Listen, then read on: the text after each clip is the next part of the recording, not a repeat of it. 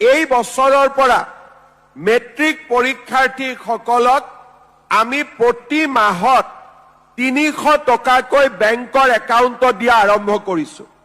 আজি তোমালোক class 9ৰ student, তোমালোকে যেতিয়া ক্লাছ 10 পাবা, মেট্ৰিকৰ ফৰ্ম ফিল আপ কৰাৰ লগে লগে তোমালোকক আমি মাহত 300 টকাকৈ দি থাকিম।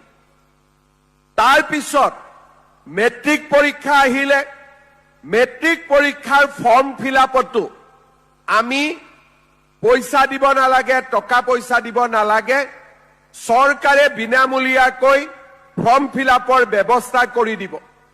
তাৰ পিছত আমি মেট্ৰিক পাছ কৰিম। কলেজত নামভৰ্তি কৰিবলৈ 10,000 12,000 টকা লাগে।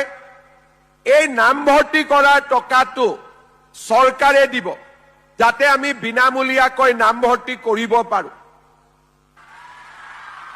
আমি যেতিয়া হায়াৰ ছেকেণ্ডাৰীত গৈ পাম, এতিয়ালৈকে মই ল'ৰাৰ কথা কম লাহেকৈ, এতিয়ালৈকে হায়াৰ ছেকেণ্ডাৰীত 11-12 গৈ পোৱাৰ লগে লগে আমি ছোৱালীসকলক প্ৰত্যেক মাহত, বছৰত নহয়, প্ৰত্যেক মাহত আমি 1,000কৈ টকা দিওঁ, যাতে স্কুলত যাব পাৰে, কিতাপ কিনিব পাৰে।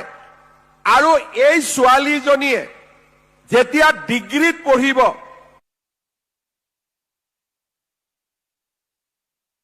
টকাকৈ দিওঁ। আৰু যেতিয়া ছোৱালীজনী বিশ্ববিদ্যালয়ত পঢ়িব, ছোৱালীজনীক আমি 2,500 টকাকৈ মাহত আমি দিওঁ।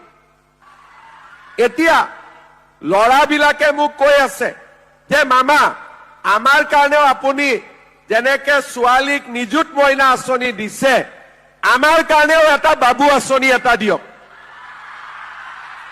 কেইদিনমানৰ ভিতৰতে আমি ল'ৰাসকলৰ কাৰণেও এটা নতুন বাবু আঁচনি এটা দিম, যাতে তোমালোকৰ পঢ়া শুনাৰ দায়িত্ব আমি চৰকাৰে ল'ব পাৰো।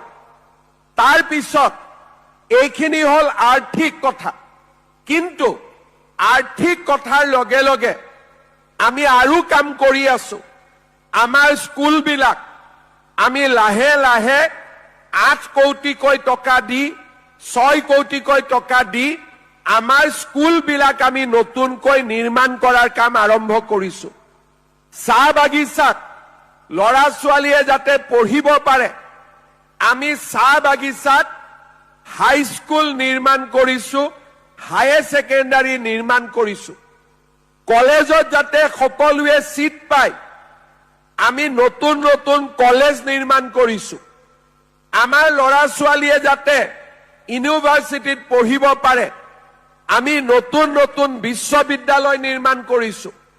আমাৰ ল'ৰা ছোৱালীয়ে যাতে মেডিকেল পঢ়িব পাৰে, আমি অসমত 25খন মেডিকেল কলেজ বনাই আছো, 15খন হৈ গ'ল। ইঞ্জিনিয়াৰিং কলেজ কৰি আছো, যাতে দুখীয়া ল'ৰা ছোৱালী, মধ্যবিত্ত ল'ৰা ছোৱালীয়ে সকলোৱে নিজৰ সপোনবিলাক পূৰণ কৰিব পাৰে। এতিয়া বহুতে কয় যে পঢ়া শুনা কৰি আমি কি কৰিম? আমি কি কৰিছো যে পঢ়া শুনা কৰাৰ পিছত আমি ল'ৰা ছোৱালীক মেৰিটৰ ভিত্তিত চৰকাৰী চাকৰি দিছো। আজি আমাৰ অসমত তোমালোকে দুদিন পিছত স্কুলত পঢ়িবা, ছেমি কণ্ডাক্টৰ চিপছ আমি নতুন নতুন উদ্যোগ আনিছো। অসমতে আমি মোবাইল ফোন নিৰ্মাণ কৰা কাৰখানা খুলিব খুজিছো। আমি অসমতে আমি বাঁহৰ পৰা এৰোপ্লেনত উৰিব পৰা তেল নিৰ্মাণ কৰাৰ ধৰণৰ আমি নতুন নতুন উদ্যোগ স্থাপন কৰিব খুজিছো। কাম আৰম্ভ হৈ গৈছে। আজি আমাৰ অসমত যাতে নতুন প্ৰজন্ম, তোমালোক যেতিয়া ডাঙৰ হবা, প্ৰত্যেকজন ল'ৰাই অসমত যাতে কিবা এটা কৰিব পাৰে, তাৰ বাবে আমি অসমত উদ্যোগীকৰণ, কৃষিৰ উন্নতি, হৰ্টিকালচাৰ, ভেটেনাৰী সকলো দিশতে আমাৰ ৰাজ্যখনক আমি আগুৱাই লৈ যোৱাৰ পৰিকল্পনা কৰিছো। যোৱা 5 বছৰত আমি এনেকৈ অসমৰ ছাত্ৰ ছাত্ৰীৰ বাবে নিৰন্তৰ কাম কৰিছো আৰু ইয়াৰ ফলাফলো আহিছে। প্ৰাথমিক বিদ্যালয়ত 6% ল'ৰা ছোৱালীয়ে স্কুল এৰি থৈ গৈছিল। আজি আমি তাক 4% নমাই আনিব সক্ষম হৈছো।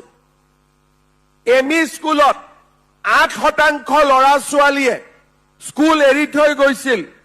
এতিয়া আমি তাক 5% নমাবলৈ সক্ষম হৈছো আৰু উচ্চ মাধ্যমিকত 25% ল'ৰা ছোৱালীয়ে স্কুল এৰি থৈ গৈছিল। তাক আজি আমি 17% নমাবলৈ সক্ষম হৈছো।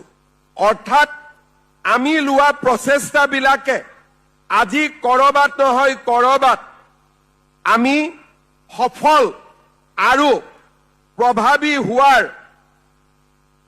প্ৰমাণ আমি লাহে লাহে দেখা পাইছো। মই এটাই কথা ক'ব বিচাৰো, যি ল'ৰা ছোৱালীৰ একাগ্ৰতা থাকিব, অধ্যাৱসায় থাকিব, ইচ্ছা শক্তি থাকিব, আমি সকলোৱে জগত জয় কৰিব পাৰো। আমি নিজক এজন সুস্থ মানুহ বুলি, আমি এজন শক্তিশালী মানৱ সম্পদ হিচাপে নিজক আমি প্ৰতিষ্ঠা কৰিব পাৰো। মই কেইটামান উদাহৰণ দিব খুজিছো।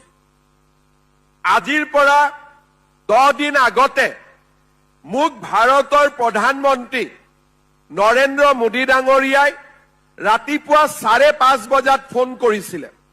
ৰাতিপুৱা মোৰো টোপনিতে আছিলো, ফোন বাজিলে মই ফোন উঠালো।